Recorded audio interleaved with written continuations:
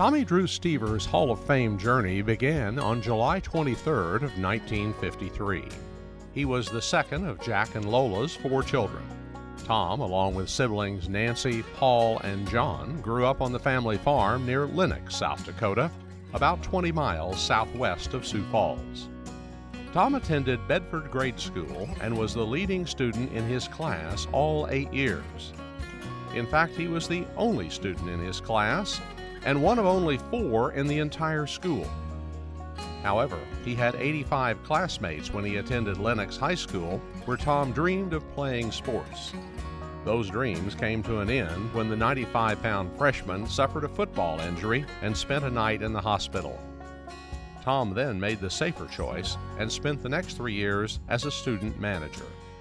While in high school, Tom was active in 2 areas that would become lifelong passions.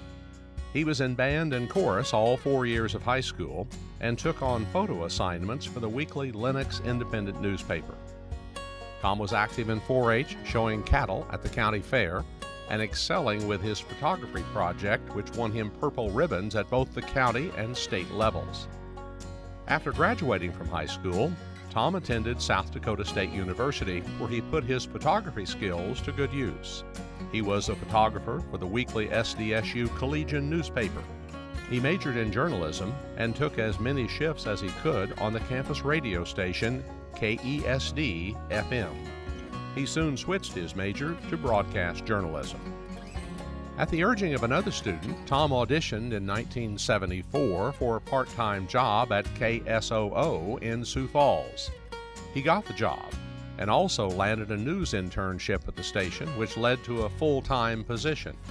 When a spot opened up in the farm department, Tom jumped at the chance to become the station's farm service director. Although Tom wound up staying at KSOO for 19 years, it almost didn't happen. After only 2 weeks as a part-timer, Tom had an offer to tour with a band. He told his boss he was leaving, but he was talked into staying. As fate would have it, the band tour was canceled, and Tom's farm broadcasting career began while still finding time to play music. Music wound up having a bigger impact on Tom's life than he could have imagined. One night in 1974, while playing at a house party, his rendition of Take Me Home Country Roads caught the attention of Lori Ellens. She must have really liked his singing, because 9 years later, they were married. Their son Brian was born in 1989. Tom was not only on the air in Sioux Falls, but he was in the air as well. In 1977, he earned a pilot's license and flew himself and others to meetings and events. Tom left KSOO in 1993 to become the executive secretary for the Sioux Falls Stockyards. His job included doing daily reports on several upper Midwest radio stations, as well as twice-daily TV broadcasts. This is KSOO, Sioux Falls, South Dakota. I'm Tom Steever, News Service Radio. Strong thunderstorm activity occurred in the area last night and early this morning. At the Board of Trade yesterday, December wheat closed a half penny lower, $2.63 1/4. The March contract down 3/4. December Kansas City wheat up a half point at $2.69. The March contract, on the other hand, was down 1/4 cent.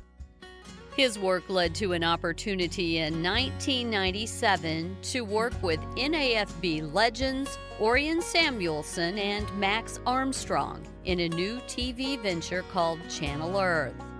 When Channel Earth left the air, another door opened and Tom was hired by the American Farm Bureau Federation to do broadcast public relations.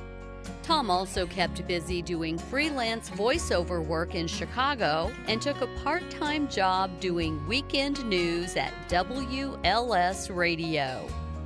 While working for AFBF, Tom visited several states doing TV and radio stories on members' farms. When AFBF decided to move its headquarters from Chicago to Washington, D.C., Tom was preparing to make the move as well when he decided to accept an offer to join Brownfield Ag News in Jefferson City, Missouri, where he's been for more than 16 years. Tom joined NAFB in 1976 and served as the North Central Region Vice President in 1985. He later served as the South Region VP in 2004 and was elected National Vice President in 2010, President-elect in 2011, and NAFB President in 2012.